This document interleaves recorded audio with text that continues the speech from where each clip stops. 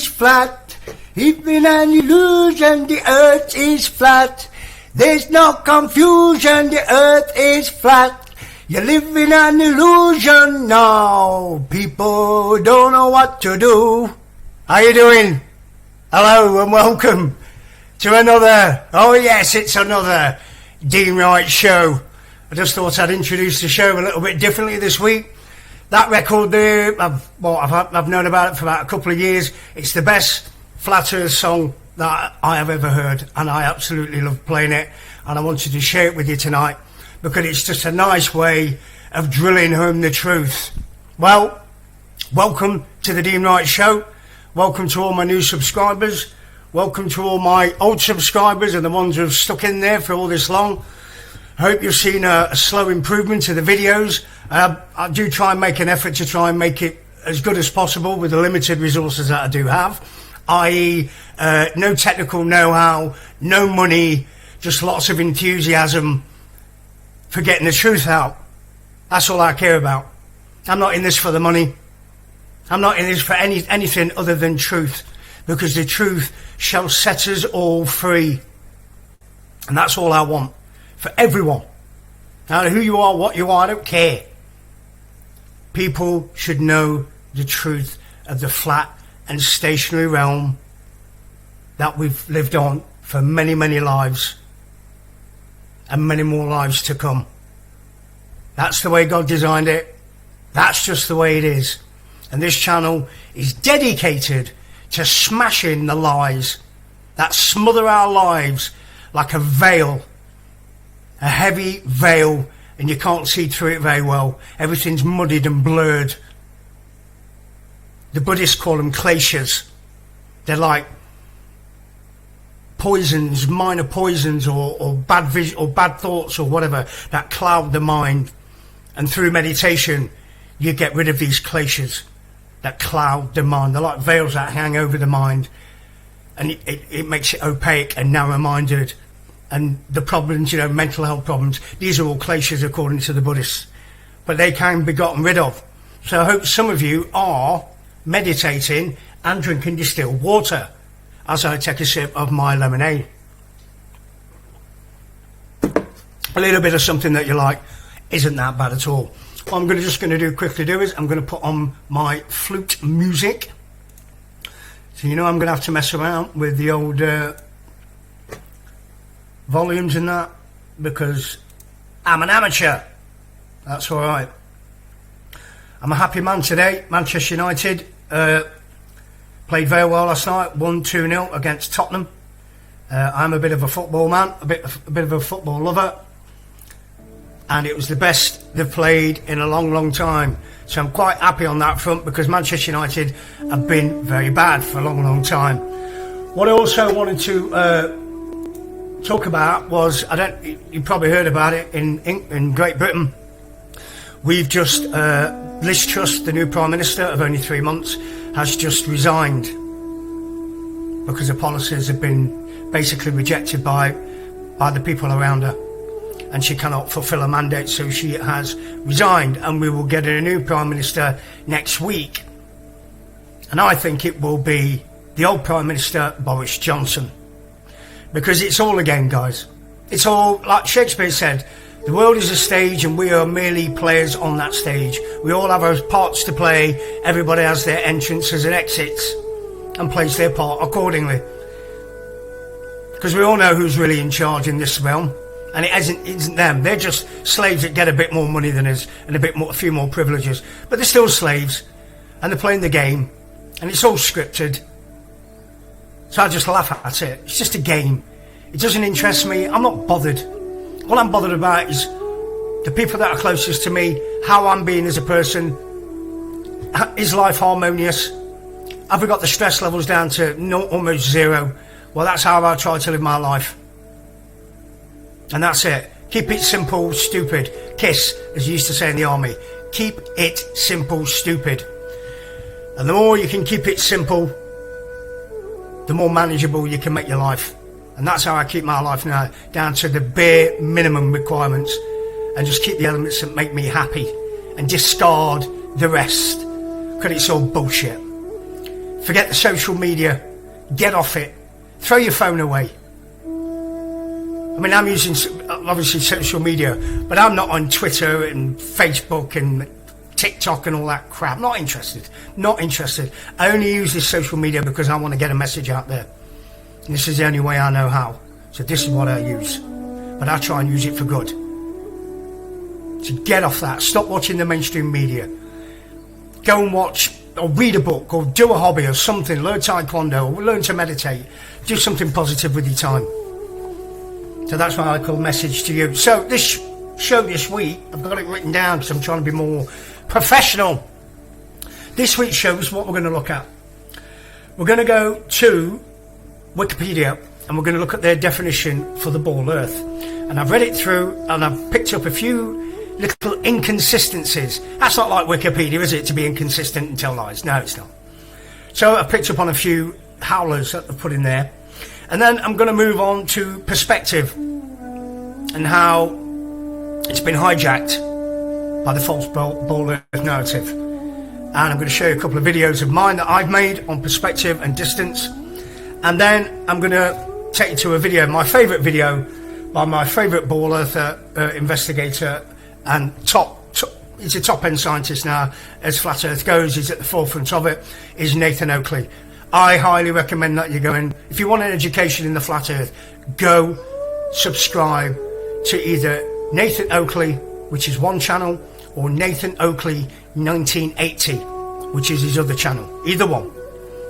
Go and get an education. Get to know the science. So when you do get questioned about the flat earth and start to get ridiculed, you've got the armour of truth around you, because Nathan has got the science down to the best it's ever been. Nobody out there is coming out with the science method backed evidence for the lack of curvature in this realm and proof for flat and stationary realm. This guy is the forefront of the movement, and I highly recommend that you subscribe to Nathan Oakley, because he's changed my life, because he's given me the tools to see the deception.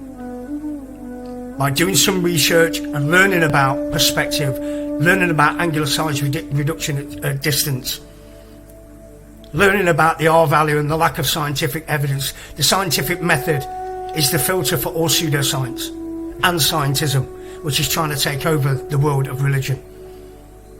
It's the religion of a false god.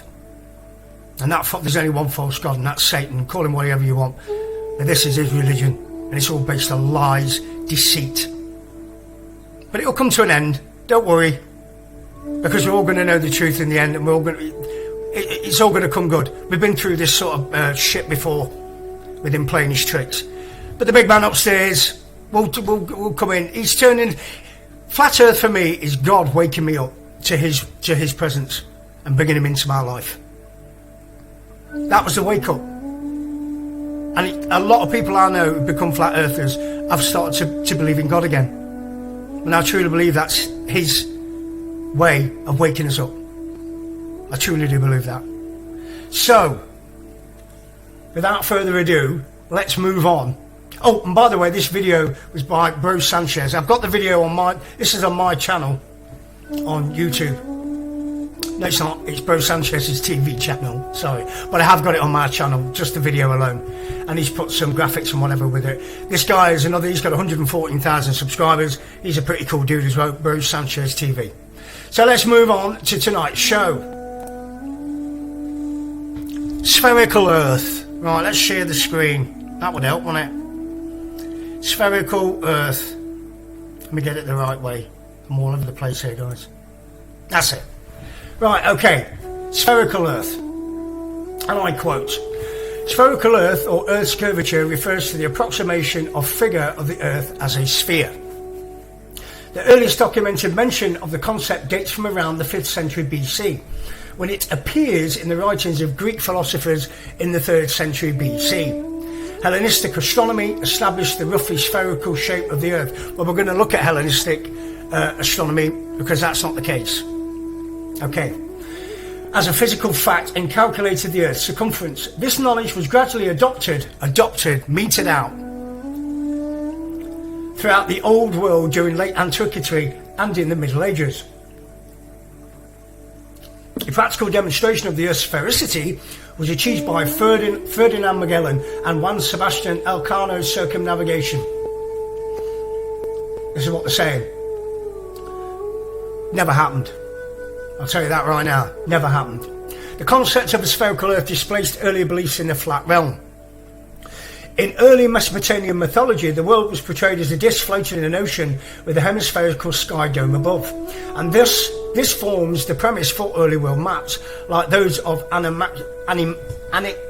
Anaximander and Hecataeus of Miletus. I should practice these names before I start, shouldn't I? Other speculations on the shape of Earth included a 7-layered ziggurat or cosmic mountain, alluded to in the Avesta and ancient Persian writings. The realization that the figure of the Earth is more accurately described as an ellipsoid, which is one of these, it's not even showing you what it is, dates to the 17th century as described by Isaac Newton in Principia. In the early 19th century, the flattening of the Earth ellipsoid was determined to be of the order of 1 to 300. The modern value is determined by the US DoD World Geodetic System since the 1960s is close to 1 to whatever. Anyway, it's all bullshit anyway, so it doesn't really matter. Earth is massive enough that the pull of gravity, which doesn't exist, is roughly spherical shape. Most of its deviation from spherical stems from the centrifugal force caused by rotation around its north-south axis. This force deforms the sphere into an oblate ellipsoid. And we're going to come back to that in a minute. Formation. The solar system formed from a dust cloud that was at least partially the remnant of one or more supernovas without any proof whatsoever. Heavy elements by nuclear synthesis. Grains of matter excreted through electrostatic interaction as they grew in mass. Gravity took over in gathering yet more mass, releasing the potential energy of their collisions and in falling as heat. The protoplanetary disk also had a greater proportion of radioactive elements than the Earth today because over time those elements have decayed. Their decay heated the early Earth even further and continued to contribute to Earth's internal heat budget. The early Earth was thus mostly fluid. And this is all given to you with no scientific method-backed evidence or proof whatsoever. It's a fairy story. It's fiction. It's made up. Pseudoscience. Carrying on. A sphere is the only stable shape for a non-rotating, gravitationally self-attracting liquid. The outward acceleration caused by Earth's rotation is greater at the equator than at the poles, where it is 0. So the sphere gets deformed into an ellipsoid, which is one of these, which represents the shape having the lowest potential energy for a rotating fluid body. This ellipsoid is slightly flatter around the equator than a perfect sphere would be. Earth's shape is also slightly lumpy because it is composed of different materials of different densities that exert slightly different amounts of gravitational force per volume. Horseshit. The liquidity of a hot, newly formed planet allows heavier elements to sink down to the middle and forces lighter elements close to the surface. A process known as planetary differentiation. This event is known as the iron catastrophe. The most abundant heavier elements were iron and nickel, which now form the Earth's core.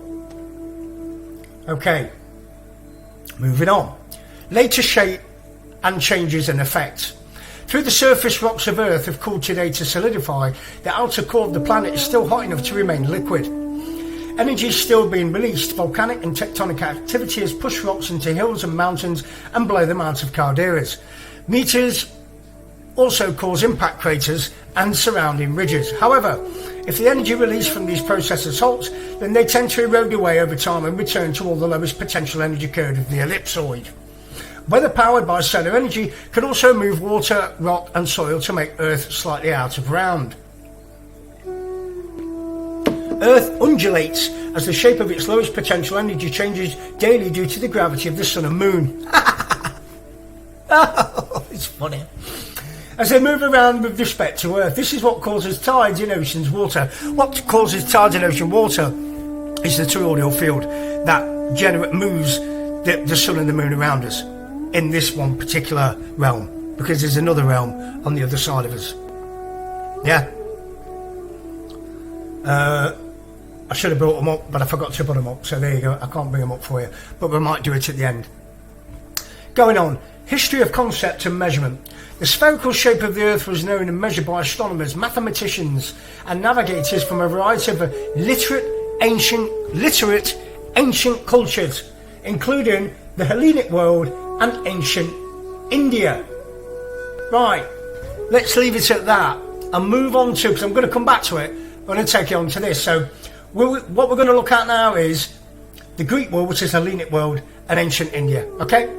And these were literate, and this is what they were saying back in their day. Because basically what they've said is, oh, from a variety of navigators, they've proved that the Earth's a ball. Well, here, this evidence here is contrary to what they're saying. This is ℔ This is people are studying university. These are essays and papers that you can pull for when you're studying. And I've got this one, the ancient Chinese versus Greek flat Earth cosmology.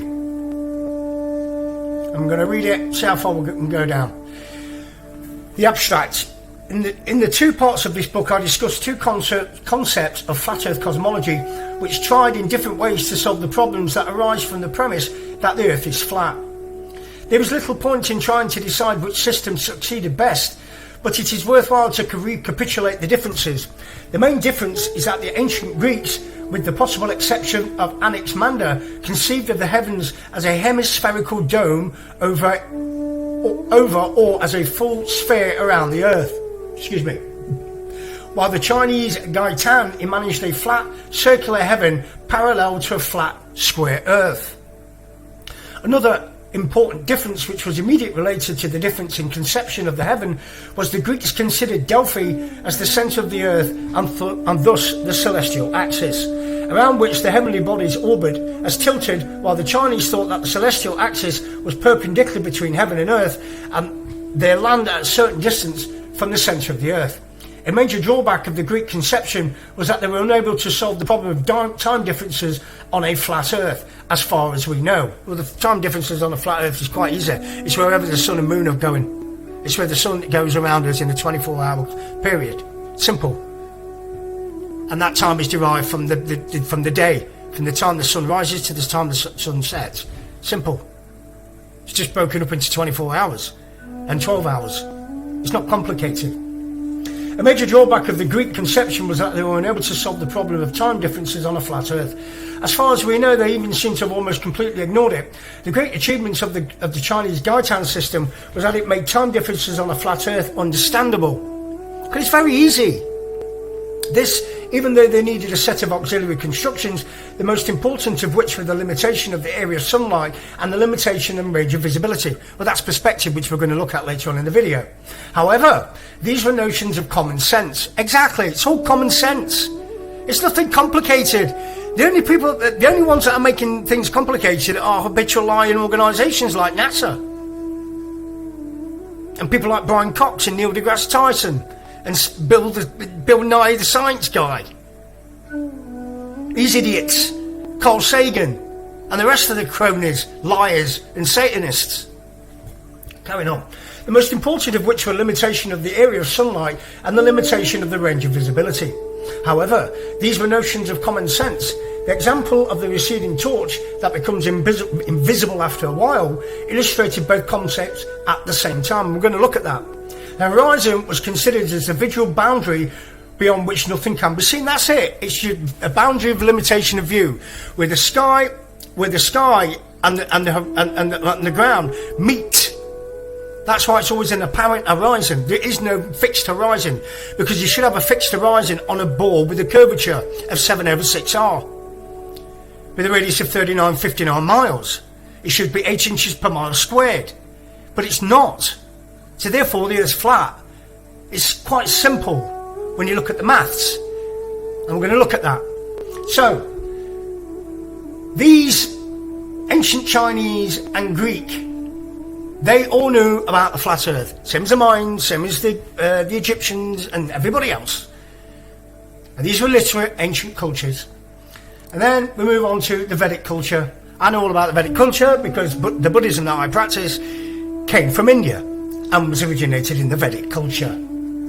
This is Ɓuıʍollꯙ. This is the Hindu version of that. We're going to look at a short video for that as well. Vedic flat earth. So these are the Dharma lokas and the different layers, the different heavens. There you go. These are the lower realms: Talaloka, Vitalaloka, Atalaloka, ॿuıʍollꯙ, Jambudvipa. This is the known world. Ocean of salt water, ocean of sugarcane syrup, Savaloka, and then your higher dimensions there, and that's where the Brahma Loka, where God resides. But there are higher realms. Through meditation, spiritual practice, you can get up to these higher realms. It's been done. It's been done by the Buddha. The normal man did it in one lifetime. It can be done. There's nothing that we can't do. It's just where we place our attention and our minds. If you're diligent, if you're disciplined and prepared to make some sacrifices for your greater good, then you do it, because the rewards are immeasurable. It's changed my life for the better. View of rich heritage of ancient Hindu wisdom. Because wisdom comes from when your consciousness is activated at a higher level, then you receive higher wisdom. The purer wisdom is a higher vibrational energy. So, Ɓuıʍollධ, where we're living here, and this is the flat realm there. So you've got a sort of idea about the Vedic idea of what's going on. So what will come on to this, I'll just turn this off for a minute here, and we'll move on to this video here. Now this is from the Krishna organization. Beautiful video. It's just going to take you, short video, it's going to take you through their version of the flat realm that we're in, and the spiritual components of that as well. Of Shesha holding up the earth. This is Shesh, the empowered incarnation. There we have Ananta speaking Bhagavatam to the four Kumaras, and above the 7 subterranean planets. Here we can see Jambudvip, the central island of Ɓuıʍollධ, and Bharatvarsha is situated on the southern side of that. It's 8 other Varshas, with llaπρৰ্থ in the center, various supporting mountains with large trees upon them, described in Srimad Bhagavatam.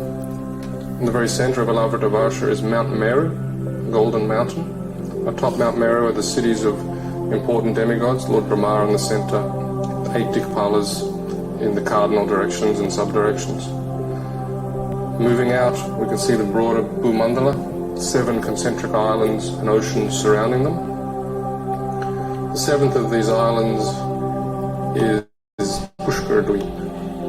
On that island is Manasotra mountain, and on the mountain there's various cities of demigods such as Indra. Out further is Lokaloka mountain. These large elephants stand atop Lokaloka mountain to balance Ɓuıʍollධ. Outside of Lokaloka mountain is Alokavarsha, which is dark. The rays of the sun and the other luminaries extend up to Lokaloka mountain. On Manasotra mountain here on Pushkara Dweep, the sun travels above this mountain at the southernmost point of its annual orbit. Above Ɓuıʍollධ is Bhuvarloka, which is the residence of the Charanas, Siddhas, Yakshas, Gandharvas, and above there is Swargaloka, beginning from the sun and extending up to the pole star Dhruvaloka. This is the moving part of the planetary display. Here we can see the sun and the moon moving in their chariots. The chariots are being drawn by horses moving in the anti-clockwise direction, but they're traveling with the wheel of time moving in the clockwise direction faster, so it looks as if they're moving backwards.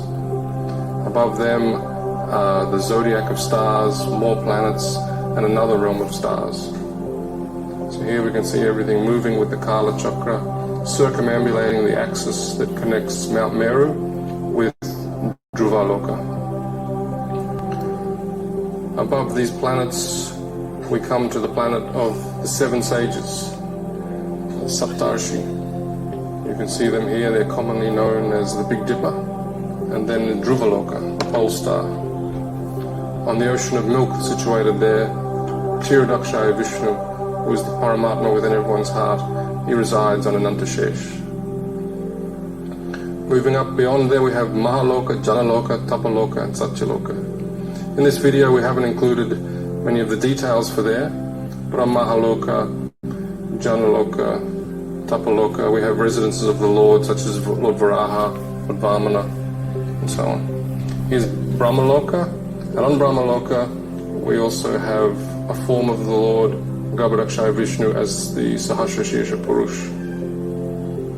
Beyond there is the seven coverings of the universe, earth, water, fire, etc. And outside of the universes is the abode of Lord Shiva, Shiva Loka. There he resides eternally. Beyond Shiva Loka, we come to Mahavishnu, Karanodakashaya Vishnu, with innumerable universes that have emanated from the pores of his transcendental body. Here you can see him being served by Rama Devi. Then we come to the Brahmajyoti, the effulgence of the Lord's transcendental body.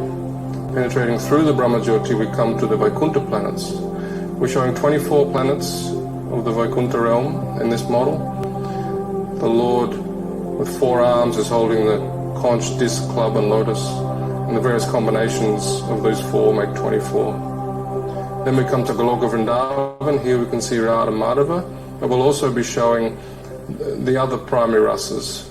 Krishna with the cowherd boys, Krishna being served, Krishna with Mother Yashoda. So this is an overview of the planetary display to be shown in the main dome of the temple. There you go. Great video, beautiful imagery. With Ǩlavio, there's a new way to grow. Let's get rid of that. Great imagery, beautiful imagery there. It's a flat realm. Obviously, what they're talking about is metaphorical. They're looking at it in a metaphorical sense from the different heavens and the different realms, but it's flat. So them talking around about literate ancient cultures, including the Greek world, which we've just looked at. They've got their own flat earth chronology, and the ancient India, which we've just looked at. We've also looked at the Chinese as well. But it's all over this realm. They just leave it. They just don't want to tell you about that. They want to tell you that literate ancient cultures only came up with ball earth maps, which is an absolute lie. So carrying on. Let me just put the music back on. Let me just get the video down. If anybody can think of an easier way of doing this, guys, please drop me a line at Flat Earth Reality. That's all one word. Flat Earth Reality at AOL.com if you've got any information for me on how, so I don't have to keep messing around jumping from video to video. Thank you very much. That would be a big help. So let's move on. So history of concept and measurement, we've just read that. Let me just finish it off. And Christian and Islamic realms in the Middle Ages. The circumnavigation of the world in the age of discovery provided direct evidence. Improvements in transportation and other technologies refined estimations of the size of the earth and helped spread the lie of it. Alright, let's go. This is the last bit. Measurement and representation. Geodesy, also called geodetics, is the scientific discipline that deals with the measurement and representation of earth. It's a mystery place. Is the scientific discipline that deals with the measurement and representation of Earth. Its gravitational field and geodynamic phenomena, polar motion, earth tides and crustal motion in three-dimensional time varying space. Load of rubbish. Geodesy is primarily concerned with positioning and the gravity field. Load of rubbish. And geometrical aspects of their temporal variations. Although it can also include the study of Earth's magnetic field, especially in the German-speaking world. Geodesy is divided into geomensuration, which is concerned with measuring Earth on a global scale, and surveying, which is concerned with measuring parts of the surface. This is the bit I wanted to go to. As the science of geodesy measured Earth more accurately, the shape of the geoid was first found not to be a perfect sphere, but to approximate to an oblate spheroid. which is this. A specific type of ellipsoid, which is this. So they're saying it's an oblate spheroid. Right. So what I've got to come on to next is, I've got it messing around again. I can't help it, guys. It's funny. Picking too many videos. I'm going to come to this. From the great man himself, the great liar himself, Neil deGrasse Tyson, another high priest of liars and Satanists. And this is straight from the horse's mouth. He calls it an oblate spheroid. Listen to this. So you spin, you know, when you spin pizza dough, it kind of flattens out. It gets wider in the middle. So Earth, throughout its life, even when it formed, it was spinning. And it got a little wider at the equator than it does at the poles. So it's not actually a sphere. It's oblate. And officially it's an oblate spheroid. That's what we call it. But not only that, it's slightly wider below the equator than above the equator. A little chubbier. A little chubbier. Yeah. Chubby's a good word. It's like pear-shaped. Yeah. So, it turns out the pear-shapedness is bigger than the height of Mount Everest above sea level. How much higher is the tall mountain that you identified in this book, which name I forget? Yeah, load of old cobblers, basically. Let's get rid of that. So, Neil deGrasse the liar has officially come out and said that it's an oblate spheroid. Even might be pear-shaped, he said there, his own words. So let's just have a look at an oblate spheroid, shall we? So Neil deGrasse Tyson is saying openly that the Earth is an oblate spheroid. I'm trying to just talk to you while I'm trying to get the music back on. So he's trying to say it's an oblate spheroid. So the Earth's shape, the oblate spheroid. This is what we're looking at here. Oblate spheroid. Remember, he's just said that. And you know, when you were looking at that video, it was almost like he knew he was lying and making it up, but he was laughing his head off. Because he knows it's a lie. He knows it's a lie. He's a Freemason, high-ranking one at that. That's why they're putting up front and centre. But his soul's damned, and come the day of his passing, he will be judged. Trust me. Because he's lying to all of us. He's lying to God's children. And that's a sin. And he'll be judged for it. Don't you worry, his soul will be judged.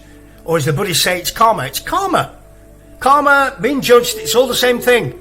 You reap what you sow. You tell lies, you do bad things, you will karmically have to pay for it in the end. Lying like that is bad karma. It's bad juju. And you will be judged. So, this is an oblate spheroid. That's one that the Earth should look like. If it was an oblate spheroid, that's what they're saying. And on that note, if that's how it should be, let's go to NASA's official images of the sphere Earth. Looks pretty perfect and round to me. I don't see any oblate spheroid here. Do you? Not one. 90 years of our changing views of Earth. Earth, NASA solar system exploration. NASA viz planet Earth. Does it look like an oblate spheroid to you? No. Why? Because the Earth's flat and they're made up on a computer. That's why. You're not going to get any correlation because the Earth's not round and it's not an oblate spheroid, it's flat. But they have to generate this stuff on the computers. CGI.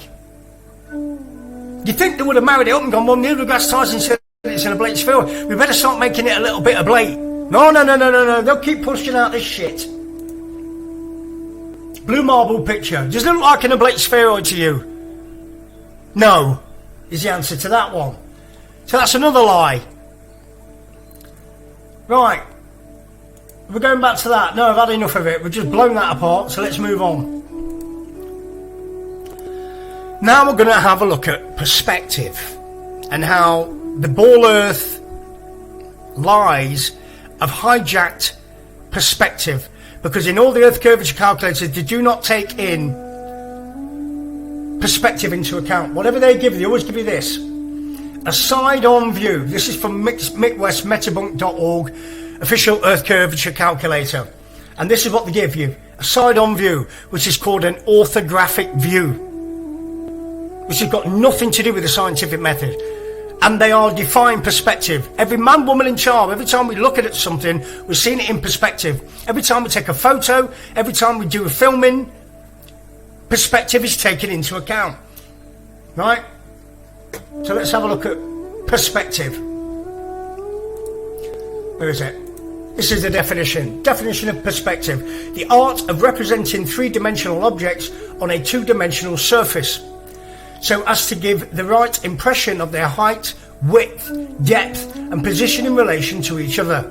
The theory and practice of perspective. I've done a bit of art in my time, so I had to learn about this stuff. This is all a bit like 3D drawing. When you do technical drawing, you used to do it at school. It was crap. I'm more a sketcher type of person, or a abstract paint type of person. I'm not really a details person. I always got it wrong in technical drawing at school, but I appreciate it. This is all called perspective. See the horizon? Everything is a straight line up. This is how perspective works. And this is a one glaring omission that they don't put into their ball Earth curvature calculations. And the video I'm going to show you with Nathan Oakley, absolutely ripping Mick West to pieces. It's brilliant. It's the best video. The best. Right. So this is what perspective is all about. I bet some of you have touched on it, you know, in your time at school, or if you're at school. This is, you know, the basis for your art. And this is how you define reality. The real reality, not the false reality that most other people are living in. Obviously not the people who are listening to this show. We live in the real reality, not the false reality. So this is just an idea of how perspective works. I used to do a drawing when I was a kid of one similar to this. It was a road going up like that, and there was a car with two people in it and a UFO firing lasers at it. That's I did it for my art piece at school for about 2 years running. Oh, I did a clown's face as well, and I came top, believe it or not. And then she wouldn't let me in the year after that. I got bored with it. Miss Randiva, her name was. She was huge, big woman, quite scary. So let's move on to my videos. I'll show you some of my videos. So off with the music again, and up with the volume again. Please, somebody help me. Tell me how to do it a better way, please. So let's get on to this. Now the background to this is I am down in Kirkcaldy. I filmed it in black and white. And what you can see here is ship here, and there's a ship just here. So I filmed it in black and white just to see what it would come out as. So let's have a listen to this. Oh, this film's in black and white, aren't you?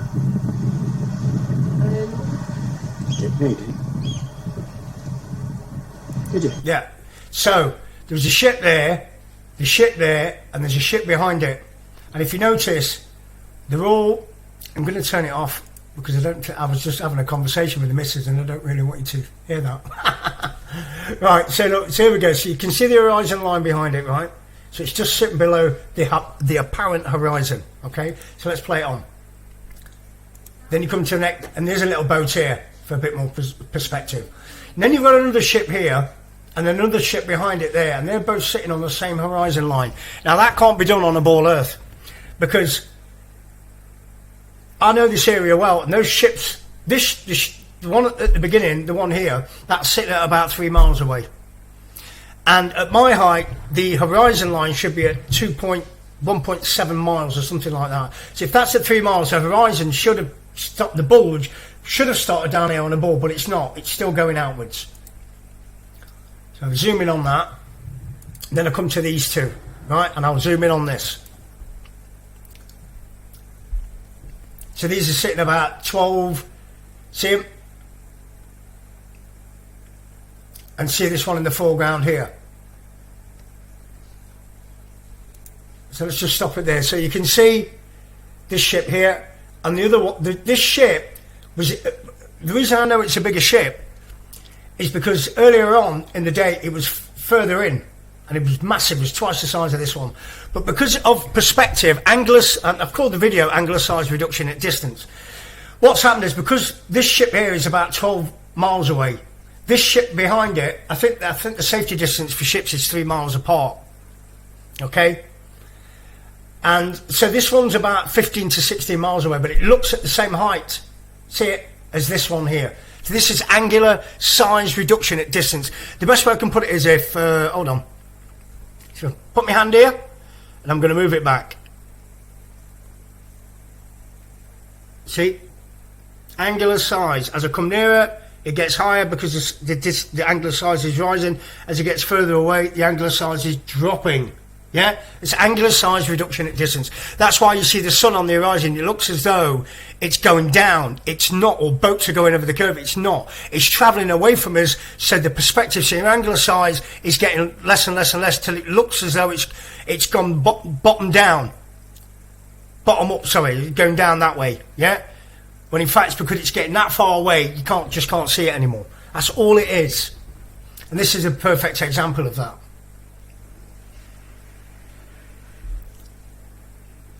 And you can see the ship moving across it. So you can see they're about the same height. See the ship? It's twice the size and twice as high because they're at the same height. But look out at how much further away it is, at least 3 miles. But it's already bigger than the other ship. That's a massive container ship behind it there. So that shows you, and they're still sitting on the same horizon, well, apparent horizon line, which proves that the Earth is flat. And you've got this little boat here just to show you. They're all sitting on the same line. And this is angular size reduction at distance, so that's further away. It's at least 3 miles away. I think it's a 3 mile safety light. The first ship I showed you, I think the 3 mile is the minimum, the maximum, sorry, you can be away from a shore. The minimum you can be away from a shore for safety. And the ships are 3 miles apart each. So that's at 12 mile, this one, and that's at 15 mile. And you shouldn't, according to the ball earth curvature calculator, you shouldn't see any of them at all. So we'll turn that off and get rid of that. And then we'll move on to the next one, which is this. Now, I'll get the volume on this. Yeah, that should be right. Let's blow it up full screen and listen to this. Paul, beautiful day down here on the coast. Thought I'd do an old-fashioned Dean Wright video. So here we are. So, zooming in here. Classic example of an apparent horizon. The platform, the oil rig on the right is about 3 miles away and is sitting on an apparent horizon line. Now, the one on the left is 5 miles away. I know this for a fact because I've just been speaking to the locals. The one on the left is 5 miles away. Now, looking at it, they both look like they're sitting on the same apparent horizon line, which is impossible on a ball earth because the curvature, the hump, should start at 2.7 miles. So there's your first flat earth proof. I'm going to pan right. This one here, you know I've done this one many times before, but it's a nice clear day today. This one here is 25 miles away. How do I know? Because I've just been speaking to all the locals. Okay, 25 miles away, and that should be over 300 feet behind the curve. Yet we see all of it, apart from angular size reduction at distance and perspective, you don't see the very bottom. But that's 25 miles away, guys. And I'm going to go right again, and this one here, which is its neighbour, is sitting at about 25 miles away as well, and should not be sitting. And this is a lot shorter than the other one. That should be over 300 feet behind the curve. So again, there you go. Couple of black swans, and just to rub it in a bit more, this coastline here is 23 miles away. So there you go, guys. Just doing the old-fashioned videos that I used to do, but I'll just pan back in again just to rub it in.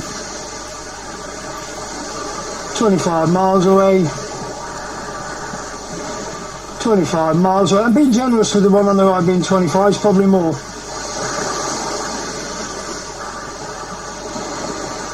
And there's a ship there, well that's probably 30 miles away more. My God guys, 30 miles away and we can see that boat. 3 miles away. And the one it's on the left, 5 miles away, and both sitting on the same apparent horizon. Nice to be down on the coast again doing the old time videos. It's flat, folks. Flat as a pancake. Thank you very much. Right, so that's that. So let's just get rid of that. Let's get rid of that. And move on to the last video of mine, right? Now, I've always gone on about, I'm not going to play the video on this, the sound, because it's really, really windy, so I'm not going to play it. But this is another video that I did. This is in the same place, down in Kirkcaldy, which is where I do a lot of filming, because there's so many great flat earth proofs. What I want to do is, I'm just going to play the music again, and I'm going to show you this, because this is proof of the local sun. And also showing you that, you know, I go out and do the work. I go out and film these phenomena. It's alright saying the sun's local and all that. Get some evidence. I always like to show you some hard evidence for what I'm saying, to back it up. Right, so I was down on the coast, and it was a really overcast day, and I was with the dog, and something told me to take my camera. I thought, but looking out the sky, I thought, nah, there's just no way you're going to see anything. It's just too dark. And so we walked up the beach, and I was on my way back, and we were walking back up over the rocks, and I stopped and looked out. I thought, I'll get the camera out, and I'll have a quick nose there, and I'll just zoom in. And to my astonishment, this is what I found. The sun is inside, let me just stop it. The sun is inside the cloud base. It's moving through the cloud base. You can see the clouds in front of it. You see the edge of it there? And you can see the cloud, because it's a solid object, you can see the clouds behind it, because it's going in front of it. As it's moving, it's covering the clouds. So there's clouds in front of it and clouds behind it. How can the sun be 93 million miles away if it's in the cloud base? At what? How far away? I don't know. 500 miles? 300 miles? 600 miles? I don't know. But it's moving through the cloud base. This, to me, is slam dunk evidence that the sun is local. And it revolves around the flat and stationary plane. I can't give you any more evidence. There's no more better evidence than that. I had an electrician come to the house where we had the electric charger fitted for the car to come and have a look at the electrics, and he just blurted out about the flat earth. And I said, well, I've got proof. He was an astronomer. I said, well, I've got proof that the sun is local. And I showed him this video, and he filmed it on his phone, and he didn't say anything. He didn't say a word. He just filmed it and trundled off. He had nothing to say. Funny that. So here we go. Local sun, you can see it for yourself. The clouds in front of it, there's the edge of it, and the clouds behind it, because you can't see anything through it. It's in the cloud base. I can't be any clearer than that. Hard fact, hard evidence. Seeing is believing. You take me up. If somebody said to me, I want to take you up in a rocket, I'm going to show you the ball earth, I'd go, right, go on then, get me up there. If you took me up there and I saw ball earth, I'd be like, yeah, okay, I was wrong. But they're never going to do that, because I know I'm right. They're never going to do that. And the only people to send up there, like the Bezoses and Zuckerberg and whatever, and Elon Musk with their low Earth orbit, they'll just send up Freemasons up there to, like Richard Branson, telling you that you can see the Earth curve. He's a Freemason. They're the only ones that will be allowed up there, not the likes of me and you, because we'll see what's really up there. And they think that's good enough proof that Richard Branson said he can see the curve. He's nothing but a Freemasonic stooge. That's all he is, and all ever will be. Bought and paid for. Right. This is Mick West. Mick West has been on Joe Rogan. Yeah. Here he is, Joe Rogan and Mike Callum. Here he is at the CSI conference, right, for skeptics and people who debunk conspiracy theories. That's his full-time job. Debunking conspiracy theories. In other words, debunking truth. Trying to keep all the worms, putting them back in the box. Joe Rogan and Mick West on the origins of flat earth theory. Mick West, you're asking Mick West about flat earth. All his job is there to do is to debunk it. That's all he does. That is his job. And he gets taken apart by Nathan Oakley. Now, let's look at Mick West's Wikipedia page. Mick West is a British science writer, skeptical investigator and retired video game programmer. He is the creator of the website Contrail Science and Metabunk, and he investigates and debunks pseudo-scientific claims like the flat earth and conspiracies such as chemtrails and UFOs. His first book is Escaping the Rabbit Hole, How to Debunk Conspiracy Theories Using Fact, Logic and Respect. In other words, using pseudoscience, made up nonsense and disrespect for the scientific method. West has appeared in various media including CBS, the BBC, CNN, Radio New Zealand and Scientific American, all bought and paid for organisations that are spieling out the lies. As an expert conspiracy analyst and science communicator, science manipulator, he has twice been a speaker at the conference for the Committee for Skeptical Inquiry, and in 2020 was elected a fellow of the organisation. Now this is the best bit, and his English by the way, which makes me ashamed. Early life. West grew up in the small town of Bingley on the outskirts of Bradford, England. As a child he was fascinated by the paranormal, UFOs and stories of alien abductions, also believing he had psychic abilities. As he grew older he came to believe that these phenomena were not real. How did he come to that? And instead that there were rational explanations to explain them. I used to believe in all this stuff and then I stopped believing in all this stuff, is his explanation for stopping believing.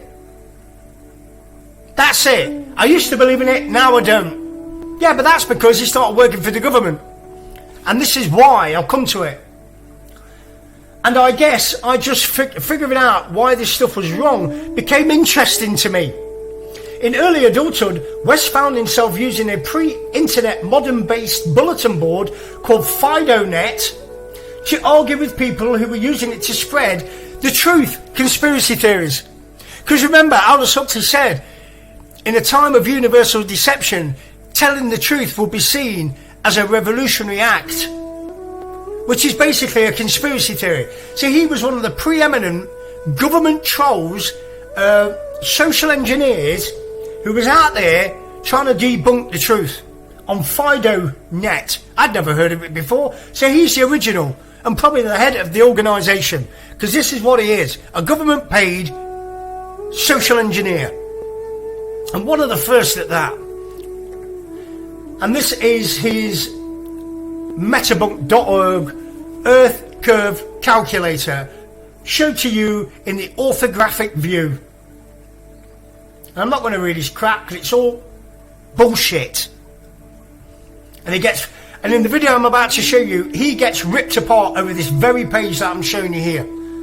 The lies that he's told. I'm going to show you the best video for me ever. This is where Mick West gets absolutely ripped apart by Nathan Oakley. let me just get it set up to there. Let's go full screen. This is, honestly guys, go to Nathan Oakley. Go and watch his videos. You will be educated in the truth, because he rips this man to pieces. And it's great to listen to. So let's have a listen to this. So let's get the volume up. Let's get it up full blast so you can hear it to its max. And enjoy this, guys, because as I say, this is my favourite video. Because also, just before we start, it's the condescending manner in which Mick West is talking to Nathan Oakley at the beginning, like Nathan's an idiot, and then they start pinning him down, and then he starts squirming. Watch this. It is magnificent. We can move on. So We can move on. Right, now let's focus on this bit here. Nath? yes, Mick. So you You don't like the okay? I don't care. You haven't let me finish my first breath of this sentence in this regard.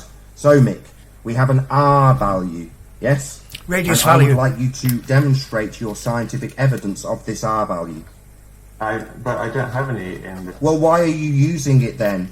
I thought the ball was backed by scientific evidence. We are told continually that the whole body of science backs this nonsense. Let me explain what I'm using that value of R for. That's not what I asked. I don't care what you're using it for. I'm asking what your scientific evidence of the value is. I'm just using the one that scientists use. Sorry? You're telling me that your proof is a consensus from men? Science is a method. Do you understand what science actually is, Mick? Is a model of... No, science is not a model. Science is a method, you idiot. So, I'll ask you again, or maybe you need an explanation because you're a bit confused. Do you understand what science is? Science is an approximation of... No, science is a method. Well, the scientific method is a method, Correct. but science itself... No, science is a method. That is science. Right. Yes, right. That's what science is. I will ask my question again, Mick. Now you've obfuscated a little bit. So, back to the R value. Apparently, the globe is backed by science. Now I would like to know what your scientific evidence for that value of R is, please. Well, that's irrelevant, though, because all I'm using... You are basing the entire calculation on this R value. In your hand-scribbled notes left in one of the comments, presumably by your own hand, it had approximately 9 references to this R value, Mick. So why would you assert that it's irrelevant? Well, you can actually put in whichever R value you like if you... Sorry, do we not have a fixed value of R? No, it's not fixed, actually. It's very... So the Earth changes shape periodically, does it? Calculator. I'm sorry, does your belief in the Earth that is spherical change shape at any time, Mick?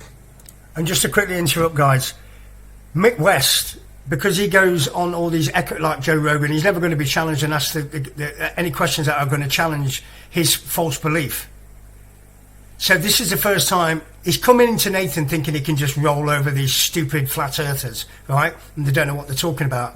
So he's been taken by surprise by how Nathan is pinning him down to the scientific method. And Mick West is not used to this. And you'll see him start to stutter and mumble because he hasn't got an answer. It's quite magnificent to see. Change shape, no. Yes, change shape. Or size. I.e. the radius value that you plug into your calculator. Well, the calculator is a particular... Sorry, you scientific don't seem model. to be It's a very, very answering popular my one, question. and it works very well. Does the radius value for Earth, which is what you use that calculator for, ever change? Ever? Yeah, it does actually, because... When on Earth does the sphere Earth physically change shape and size? It doesn't physically change, but it changes... So it does not change. So that R radius value that you use, we can just assert here and now that it's fixed, can we?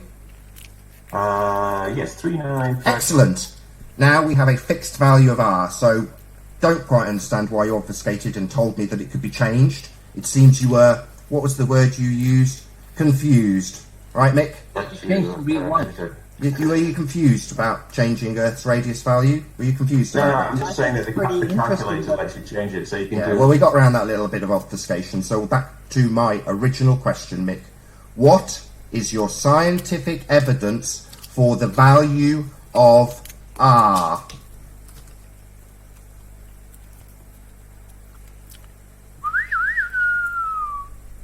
You take your time, Mick. I'm looking for scientific evidence.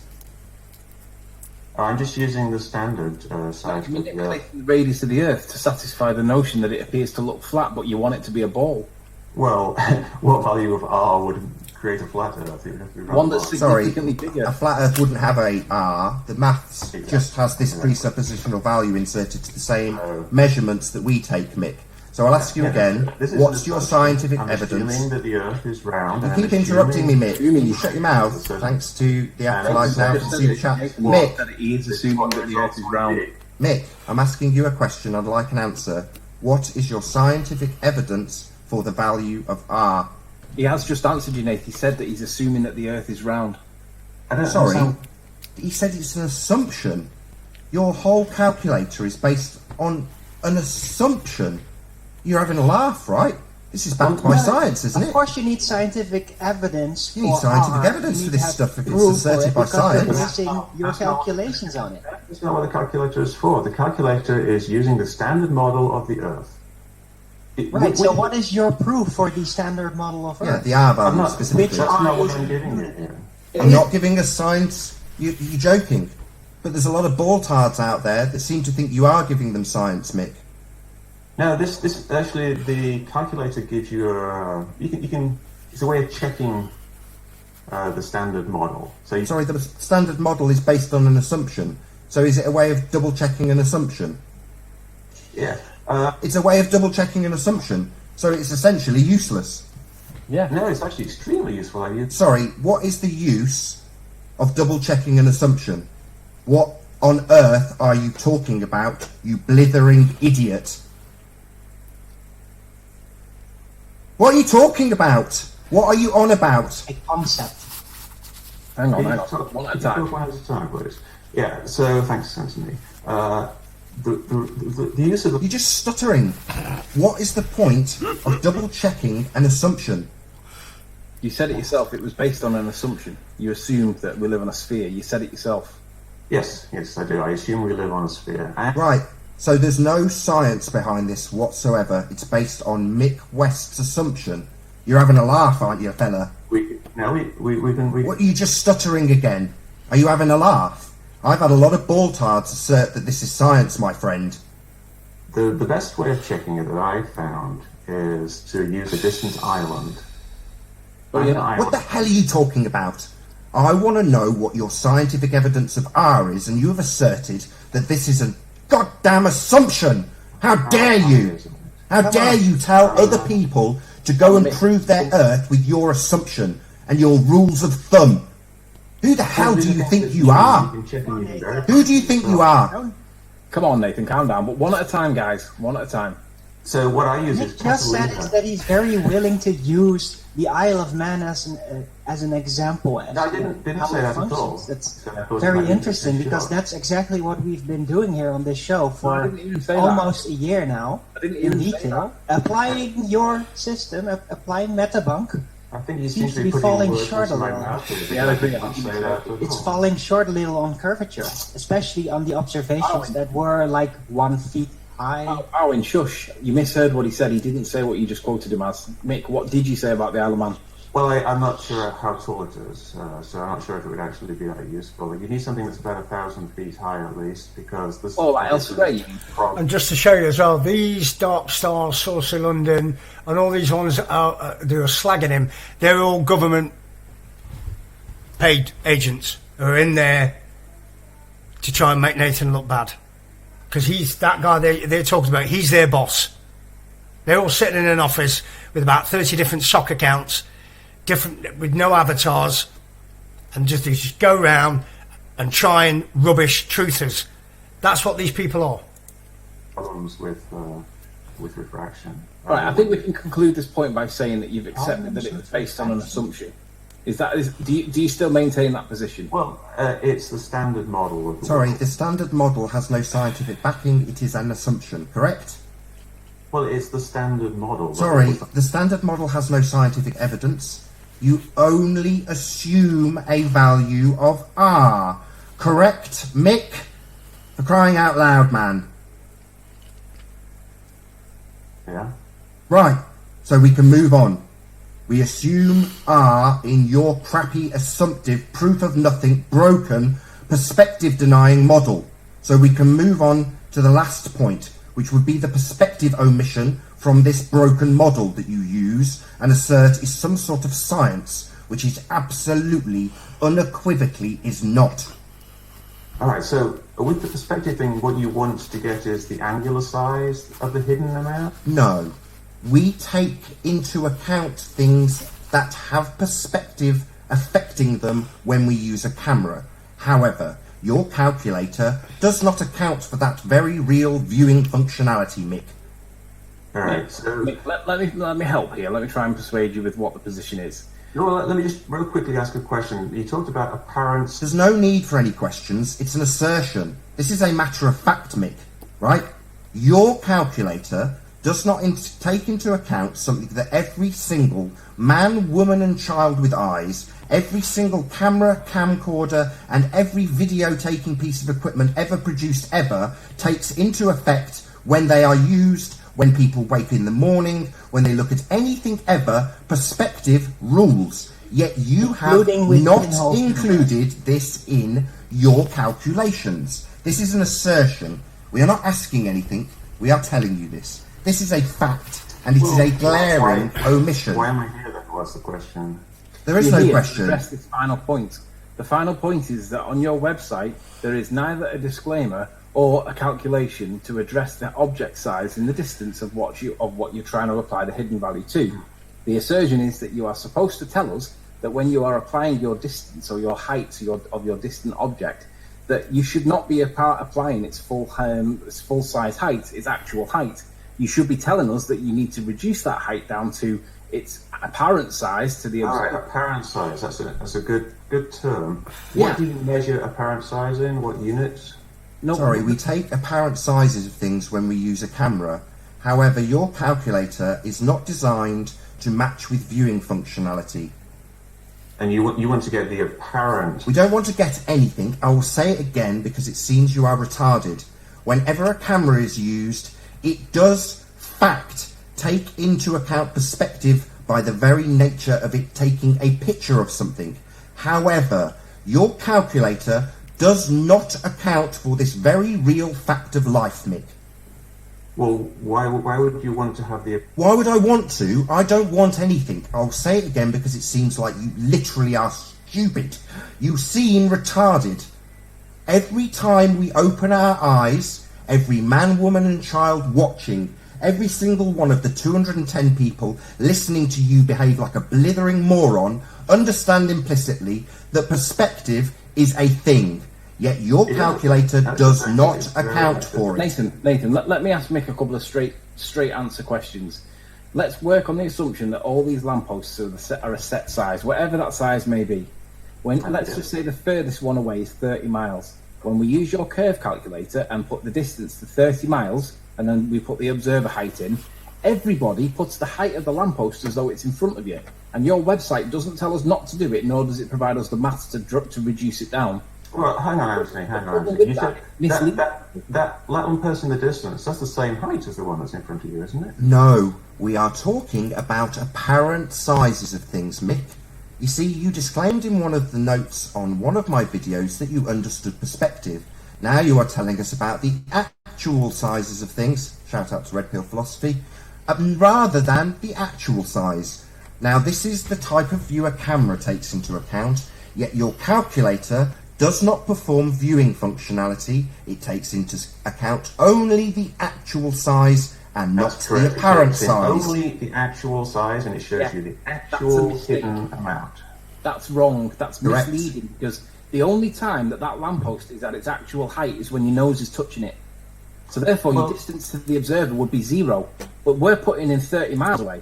So if the distance was 0, wouldn't the apparent height be infinitely high? No, it would be fixed to the height of the lamppost.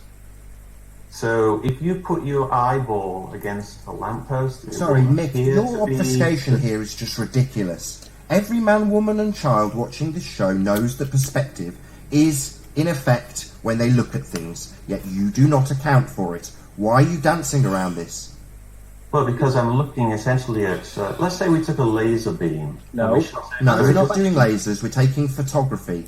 This is akin to a perspective view that every man, woman and child, camera and video recorder on the planet takes when they start, when they press record, when they open the shutter, and yet the effect of objects becoming smaller at distance is not accounted for on your calculator because it does not perform viewing functionality.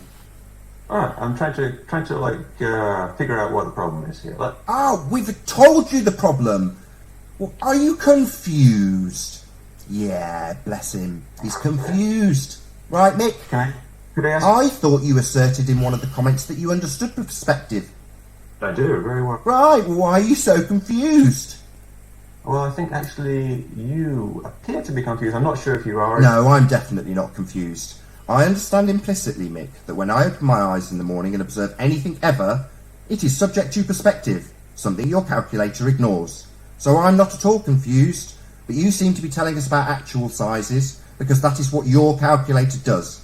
It is not performing viewing functionality, like we do with cameras. The camera performs viewing functionality. Yes, it does. The camera takes a picture, it takes a picture of the view, like when we open our eyes, unlike your calculator, which is presented in side elevation, as Anthony is now demonstrating, which is not how we view things. So, would you like me to explain why I do this? Absolutely. I don't care why you do it, it's fallacious. Well, Anthony wants me to explain, but you don't. I do want you to explain, why do you show it in an orthographic view, when nobody in the real world ever sees anything different to this? And all the evidence that's ever been produced for scrutiny for the shape of the Earth is always presented like this. Alright, well, let's think about it in terms of straight lines. Do you agree light travels in straight lines? Well, not according to your maths. According to your maths, it follows a bend. Look, you have the example here, and you claim... As again, we're talking about the results ignoring refraction? We weren't. Anthony's just pointed out that your calculator points out that everything's applicable to a standard atmosphere, a rule of thumb that doesn't link to your reference that you give. So, no, you're not going to get to have it your way, I'm afraid, Mick.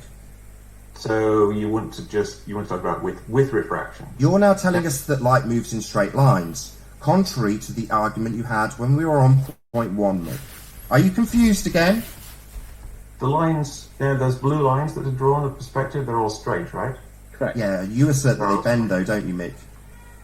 So if you were to take... Sorry, you didn't answer my question. You would assert that they bend through a standard atmosphere, would you not, Mick? Not at that distance, I wouldn't say they would bend very much. How far is this distance, Mick? That distance? Well, I guess the light poles are about, 80 feet apart, and there's about, 5 or 6 of them there, so what would that be, like 400 or 500 feet? Maybe, could be 4 miles, couldn't it? Well, if you had some very large light poles. Sure. But the point is, you say that light bends, right, but all these are straight lines. Yeah, it doesn't bend very much. Oh, it does. According to your math, it does. 7/6 of the radius of the Earth is a lot of curve. That's a lot of bending, isn't it, Mick? This rule of thumb seems to have quite a lot of bending. Again, that's quite a confusing statement that you've just made, considering that you've just led the audience by telling them that light doesn't bend, and it moves in straight lines. Seems like you engage in double-speak quite a lot. Do you know what double-speak is, Mick? Yes, I do. Yes. Well, you do seem to be engaging in it quite a lot. Well, I'm trying to simplify things, but we can talk about either model if you'd like, if you want to do the model. Models aren't the Earth. When we take a picture, Mick, not once do we ever take a picture of a model. We take a picture of the real world. We just want to know why it is that you haven't taken into account perspective with your orthographic drawing and misled people, because nobody ever reduces the target height of the object down to orthographic drawings don't have perspective because the author... Sorry, I'll say this again. Yes, drawings don't have perspective. We're not taking pictures of drawings, though, are we? We're taking pictures of the real world, Mick. Did you not hear me, or are you confused again?